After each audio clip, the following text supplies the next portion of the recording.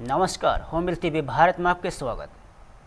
लखनऊ से एक प्रेरणादायक तस्वीर सामने आई है, जहां इंधन बचत और पर्यावरण संरक्षण का संदेश देने के लिए करीब 70 जज साइकिल से कोर्ट पहुंचे। जिला जज मलखान सिंह के नेतृत्व में निकाली गई इस साइकिल रैली को राजेश चौहान ने हरी झंडी दिखाकर रवाना किया और सुबह करीब 9 बजे धालीबाग से जिले के लगभग 70 जज साइकिल से कोर्ट के लिए निकले। इस दौरान जजों ने आम लोगों को पेट्रोल डीजल बचाने और पर्यावरण संरक्षण का संदेश दिया। इस अनोखी पहल का उद्देश्य बढ़ते ईंधन संकट और प्रदूषण के बीच लोगों को जागरूक करना था और न्यायपालिका की इस पहल से की शहर भर में चर्चा हो रही है। और जस्टिस राजेश चौहान ने कहा है कि पर्यावरण बचाने और ईंधन की खपत कम करने के लिए ऐसा प्रयास बेहद जरूरी है।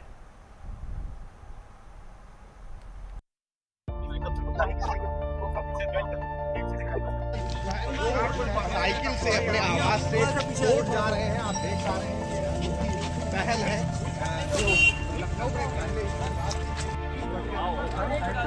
सर एक साइड भाई थोड़ा वो साइड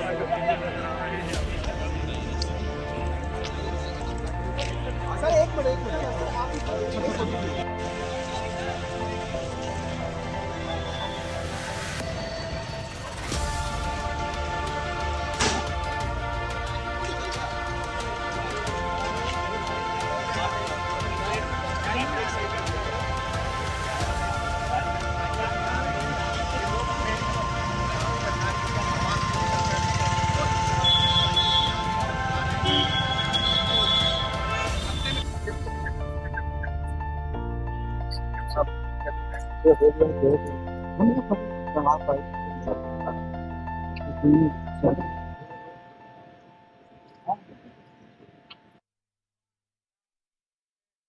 बड़ी खबर उत्तर प्रदेश के देवरिया से, जहां मुख्यमंत्री योगी आदित्यनाथ ने विकास कार्य और केंद्र सरकार की नीतियों को लेकर बड़ा बयान दिया है। मुख्यमंत्री योगी आदित्यनाथ ने कहा कि जो 2014 के बाद देश में जिस नए भारत का दर्शन हो रहा है, उसके पीछे प्रधानमंत्री नरेंद्र मोदी का नेतृत्व और विकास को प्राथमिकता देने वाला विजन है। उन्होंने कहा है कि प्रधानमंत्री मोदी के विजन को ध्यान में रखते हुए उत्तर प्रदेश सरकार ने हमेशा विकास कार्यों में गति को प्राथमिकता दी है, क्योंकि विकास की रफ्तार जितनी तेज होगी उसका लाभ आम जनता तक उतनी जल्दी पहुंचेगा। योगी आदित्यनाथ ने कहा है कि 10 साल पहले कोई कल्पना भी नहीं कर सकता था कि प्रदेश में 4 लेन की सड़कें इतनी तेजी से बन पाएगी। उन्होंने दावा किया कि आज उत्तर प्रदेश में सड़क, एक्सप्रेसवे और आधारभूत संरचना के क्षेत्र में बड़े स्तर पर बदलाव देखने को मिल रहे हैं। मुख्यमंत्री ने कहा है कि सरकार का लक्ष्य प्रदेश के हर क्षेत्र तक विकास पहुंचाना और लोगों के जीवन को बेहतर बनाना है।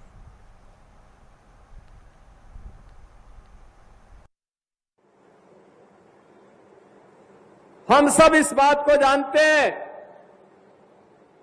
कि 2014 के बाद आज जिस नए भारत का हम सब दर्शन कर रहे हैं, इसके पीछे प्रधानमंत्री मोदी जी का नेतृत्व और उनका वह विजन है जो विकास को प्राथमिकता देता है। और प्रधानमंत्री जी के उसी विजन को ध्यान में रखते हुए हम लोगों ने इस बात को हमेशा प्राथमिकता दी है कि गति जितनी तेज होगी, विकास का लाभ उतनी तेजी के साथ आम जन को प्राप्त होगा। आज से 10 वर्ष पहले कोई सोचता भी नहीं था कि 4 लेन की सड़कें हो पाएंगी। और आज मुझे बताते हुए प्रसन्नता है, क्योंकि देवरिया तो पहले जब मैं गोरखपुर से सांसद था, लगभग हर महीने मुझे देवरिया आने का अवसर प्राप्त होता था। लगभग हर महीने क्योंकि यहां पर तत्कालीन सरकार के उत्पीड़न, तत्कालीन सरकार की अराजकता, समाजवादी पार्टी सरकार के द्वारा तुष्टीकरण की नीति पर चल करके जो उस समय व्यवस्था पैदा की गई थी, उसके खिलाफ आंदोलन करने के लिए कभी भारतीय जनता पार्टी, कभी हिंदू बानी, कभी व्यापारिक संगठनों के नेतृत्व में उन कार्यक्रमों का हिस्सा बनने के लिए आना पड़ता था। और तब मैं देखता था कि गोरखपुर से देवरिया की सड़क 2 लेन बमुश्किल थी और उसमें भी कहीं कहां पर वो सिंगल लेन ही थी। हमें चौरी चौरा में वहां पर जाम में फंसना होता था क्योंकि वहां रेलवे क्रॉसिंग था। आज मुझे बताते हुए प्रसन्नता है, गोरखपुर से देवरिया की दूरी अब 4 लेन के कारण और कम हो गई है और आप आसानी से इस दूरी को तय कर सकते हैं। राजधानी दिल्ली से बड़ी खबर, जहां प्रधानमंत्री नरेंद्र मोदी ने भारत और साइप्रस के आर्थिक संबंधों को लेकर बड़ा बयान दिया है। प्रधानमंत्री मोदी ने कहा है कि पिछले 1 दशक में साइप्रस से भारत में होने वाला निवेश लगभग 2 गुना हो चुका है।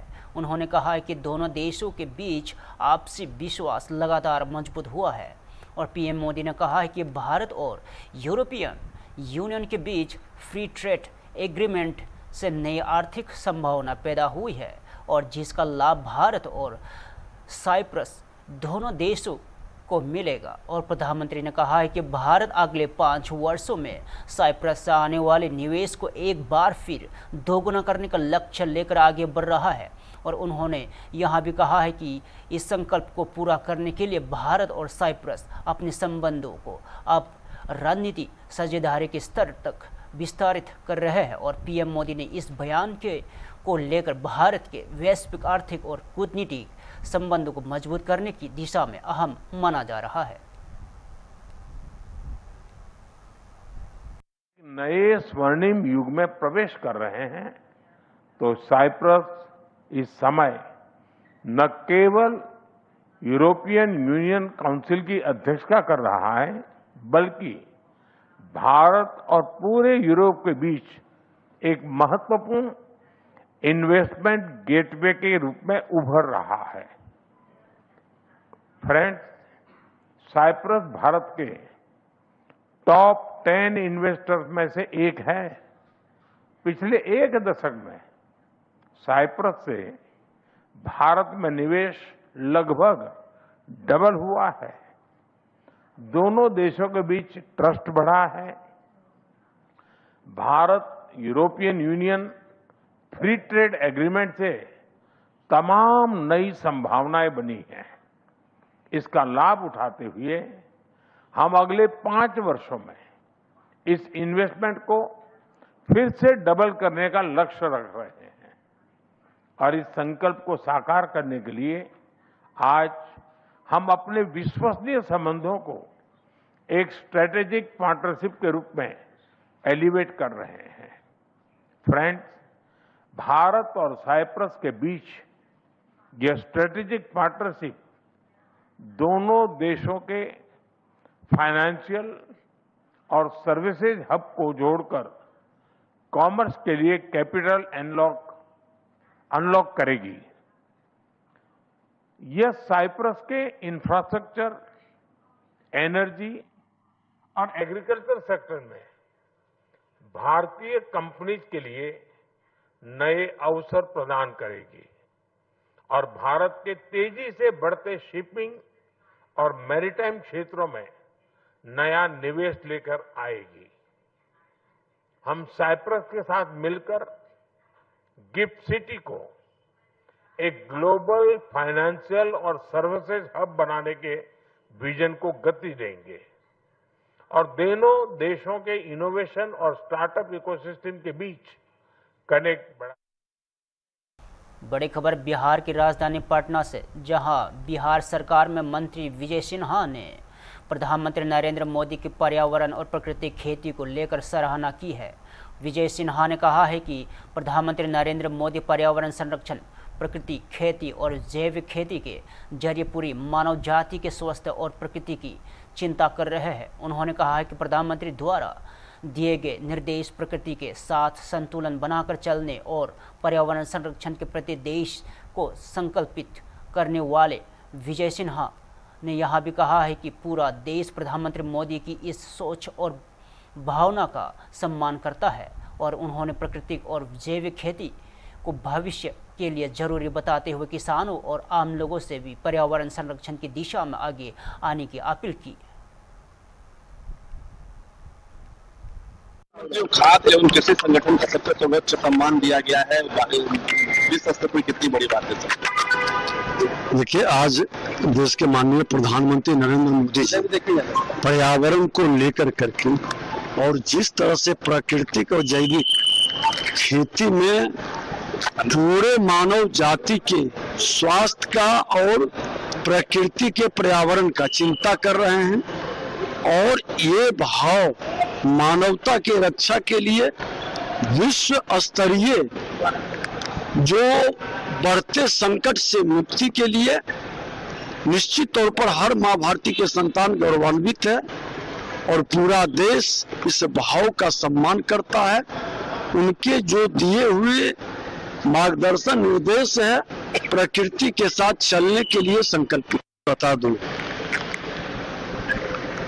कि जो जिम्मेवारी किसान और श्रमिक सत्यमेव जयते के सम्मान और बिहारियों के स्वाभिमान के लिए सरकार संकल्पित है। सर, बहुत बड़ी बैठक की प्रधानमंत्री ने कहा कि किसी भी सरकार घंटा बैठक के किसी भी लोगों का काम रुकना नहीं चाहिए, जल्द से जल्द। प्रधानमंत्री जी प्रेरणा के स्रोत हैं, उनके द्वारा किए हुए राष्ट्र प्रथम के भाव से काम को प्राथमिकता से आगे बढ़ाने की हर लोगों की जिम्मेवारी है।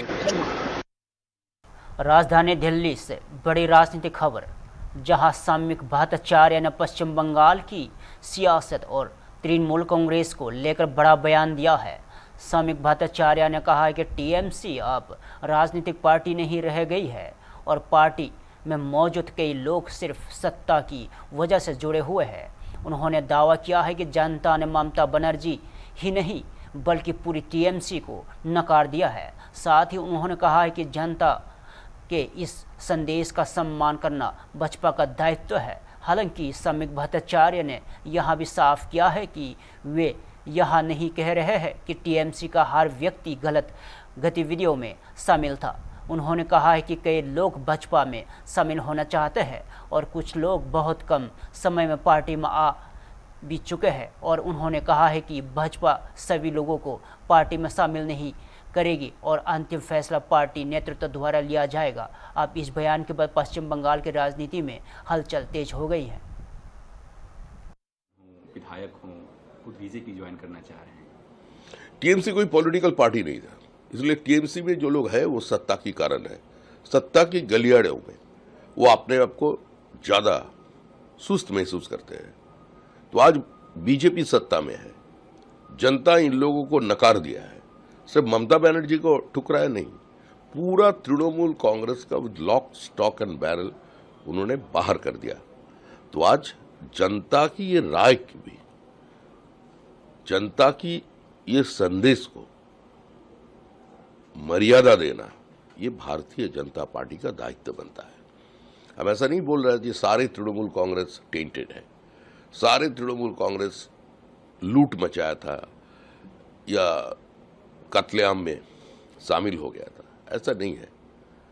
ऐसा बहुत लोग हैं जो लोग हम लोगों के संपर्क में है, आना भी बहुत लोग चाहते हैं और बहुत लोग तो 4 घंटा में बीजेपी बन गया। भगवा गुलाल लगा लिया, हाथ में झंडा लेकर के, उसका आपस का पार्टी का रंजिश का कारण किसी का घर तोड़ा, किसी का दुकान तोड़ा, किसी प्रोमोटर का दरवाजे पे ताला लगा दिया। अभी जो चल रहा है हम पूरा बंद नहीं कर पाए। हम पार्टी की तरफ से जितना सारा कोशिश करना चाहिए था हम लोग कर रहे हैं।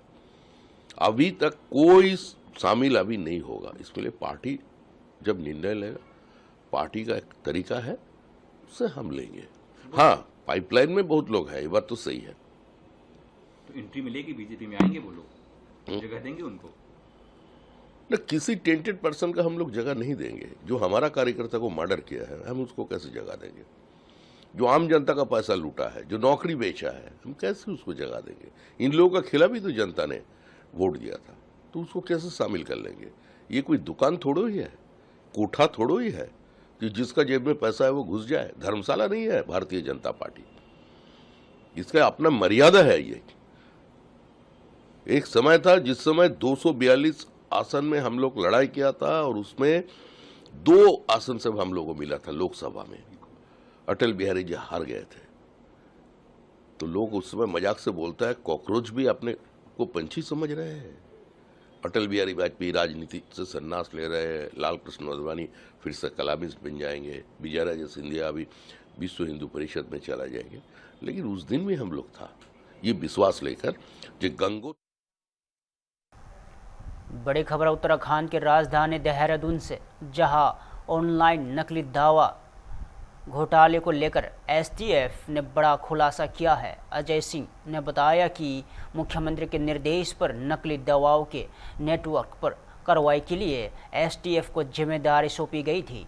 इसके बाद विशेष टीमों का गठन कर जांच शुरू की गई और जांच में सामने आया है कि विभिन्न राज्यों से कोरियर के जरिए बड़ी मात्रा में दवाएं भेजी जा रही थी और ऑनलाइन प्लेटफॉर्म पर बिक रही इन दवाओं की कंपनियों से भी संपर्क कर जांच कराई गई और एसटीएफ एसएसपी ने बताया कि मामले में साइबर थाने में मुकदमा दर्ज किया गया है। अब तक की जांच में 5 राज्यों में इस नेटवर्क के फैलाव के इनपुट मिले हैं और उन्होंने कहा कि गिरफ्तार आरोपी ने पूछताछ में बताया है कि उत्तराखंड के कटद्वार और भावनापुर में नकली दवाओं का निर्माण किया जा रहा था और मामले में अब तक 2 लोगों की गिरफ्तारी हो चुकी है और एसटीएफ आगे की कार्रवाई में जुटी हुई है। के निर्देश थे कि जो नकली दवाओं के जो कारोबार है इस पर अंकुश लगाया जाए और इसके लिए एसटीएफ को स्पेशल टास्क भी दिया गया था। इसके लिए 2 माह पूर्व एक डेडिकेटेड टीम का गठन किया गया और फेक पिल नाम के ऑपरेशन में देखा गया कि विभिन्न प्रांतों से कुरियर के माध्यम से दवाओं को भेजा जा रहा था और खासकर बड़ी बल्क मात्रा में, जिसमें एसटीएफ ने भी डकैती पूर्व में ऐसी दवाओं को मंगाया। साथ ही साथ जो दवाएं बिक रही थी ऑनलाइन प्लेटफॉर्म पर, उन कंपनियों से संपर्क किया गया और उसकी जांच करवाई गई और जांच में पाया गया कि जो ब्रांडेड कंपनियों की दवाएं हैं सभी वो फेल हो गई टेस्ट में। साथ ही साथ इस तरह की एनडीपीएस से रिलेटेड भी दवाएं भी जो है बल्क ऑर्डर में मंगाई गई और सभी चीजों को देखते हुए यहाँ साइबर थाने में एक मुकदमा और नकली दवाओं के विरुद्ध ब्रांड के मैन्युफैक्चरिंग लिखाया गया। अभी तक जो इनपुट्स मिले हैं इसमें 5 प्रांतों में इस तरह का नेटवर्क पाया गया। साथ ही साथ उत्तराखंड में भी अभियुक्त ने बताया पूछताछ में कि जो उसके द्वारा कोटद्वार और भगवानपुर में भी ऐसी दवाओं का निर्माण किया गया, जिसमें हमारी टीम आगे की कार्रवाई इसमें विधि सम्मत कर रही है। साथ ही साथ जो भी इसमें नेटवर्क मास्टरमाइंड निकला उत्तर प्रदेश का, उसके द्वारा बताया गया कि विभिन्न प्रांतों में उनके लोग हैं जहां पर वो इस तरह ऑर्डर प्लेस होने के बाद ऐसी नकली दवाएं जो वहां पर लोकली मेड होती हैं उसको अरेंज करके कुरियर के माध्यम से भेजते हैं। अभी इसमें मुकदमा दर्ज कर लिया गया, 2 लोग की गिरफ्तारी हुई है। साथ ही साथ इसमें ऐसे बल्क ऑर्डर में काफी सारे केमिस्ट का पता चला जो देश भर में ऐसी ऑनलाइन दवाओं को मंगाकर शायद बेचने का अपनी दुकानों से प्रयास कर रहे थे। उस संबंध में जो भी इनपुट प्राप्त हो रहा है उस पर आगे की कार्रवाई की जाएगी। सर, जो इन दवाइयों की मैन्युफैक्चरिंग है वो भी क्या इन 5 प्रांतों में है? जो कुरियर्स के ऑर्डर हुए हैं वो अभी गया से, वाराणसी से, प्रयागराज से और देहरादून उत्तराखंड से, ज्वालापुर से भी हुए हैं। तो इस तरह के जो अलग अलग जो दवाओं को ऑर्डर करते हैं वो अलग अलग जगहों से ओरिजिनेट होकर कुरियर से पहुंचे हैं, चाहे वो कंपनी पर पहुंचे हों, चाहे वो एसटीएफ द्वारा जो मंगाया गया अपनी इन्वेस्टिगेशन में जांच में मिले हैं। तो इससे ऐसा लगता है कि ये नेटवर्क इन राज्यों में फैला हुआ है। जिस तरह की दवाएं जहां पर नकली बन रही हैं उस हिसाब से कुरियर वहां से भेज दिया जाता है और इसका जो मास्टरमाइंड होता है वो इस पूरे गैंग को ऑपरेट करता है। बड़ी खबर हरियाणा के अंबाला से, जहां हरियाणा सरकार में मंत्री अनिल विज ने देश की अर्थव्यवस्था, वैश्विक हालत और प्रधानमंत्री की विदेश यात्राओं को लेकर बड़ा बयान दिया है। अनिल विज ने कहा कि प्रधानमंत्री नरेंद्र मोदी देश के लिए $20 अरब का निवेश लेकर आए हैं और उन्होंने कहा है कि प्रधानमंत्री का उद्देश्य भारत के अन्य देशों के साथ अच्छे संबंध बनाना, देश की तरक्की और विकास की गति देना। उन्होंने मौजूदा आर्थिक चुनौतियों पर कहा है कि जो वैश्विक आर्थिक तंगी और महंगाई देखने को मिल रही है उसके लिए भारत जिम्मेदार नहीं है।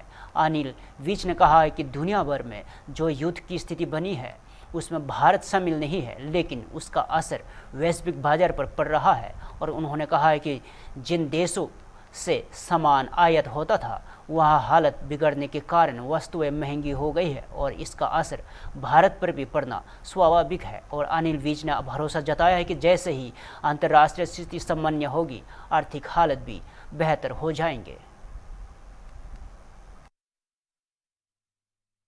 गांधी जी को अपने नानके में मोदी जी के जाने की बहुत तकलीफ है। मोदी जी गए हैं देश के लिए 20 अरब डॉलर का निवेश लेकर आए हैं। मोदी जी राहुल गांधी जी की तरह मटर गश्ती करने के लिए बाहर नहीं जाते।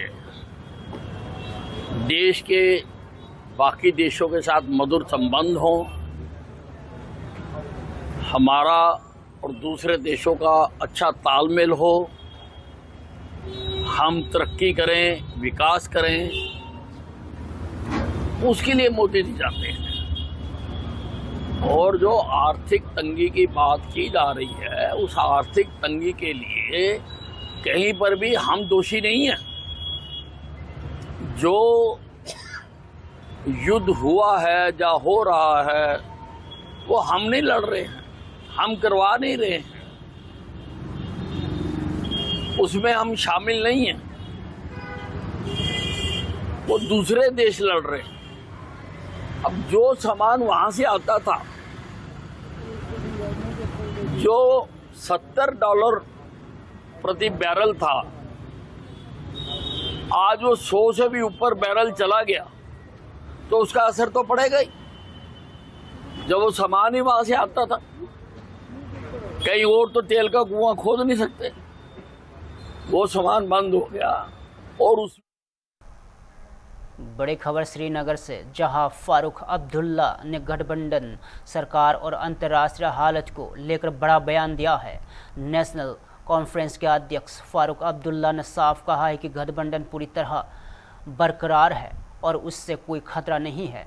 उन्होंने कहा है कि गठबंधन को कुछ नहीं होने वाला और सरकार स्थिर है। इसके साथ ही फारूक अब्दुल्ला ने अंतर्राष्ट्रीय तनाव पर भी चिंता जताई। उन्होंने कहा है कि उन्हें उम्मीद है कि ईरान और अमेरिका के बीच चल रहा तनाव और संघर्ष जल्द खत्म होगा। और उन्होंने कहा कि दुनिया इस समय कई मुश्किल हालत से गुजर रही है, लेकिन उम्मीद है कि बातचीत और साझेदारी के जरिए समाधान निकलेगा। और फारूक अब्दुल्ला ने इस बयान को जम्मू कश्मीर की राजनीति और वैश्विक हालत दोनों के संदर्भ में अहम माना जा रहा है।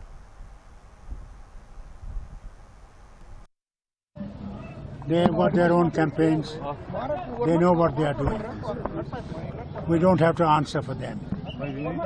और बोलिए सर, अलायंस को लेकर कई तरह की बातें हो रही है। कल भी कांग्रेस के कुछ लोग कह रहे हैं कि अलायंस नेशनल कॉन्फ्रेंस के साथ उनका अलायंस गलती थी। किस तरह से देखते हैं? हालांकि नेशनल जो I think it's our enemies who are saying all this. Alliance is already there. Alliance को कुछ नहीं होने वाला। चलिए आगे।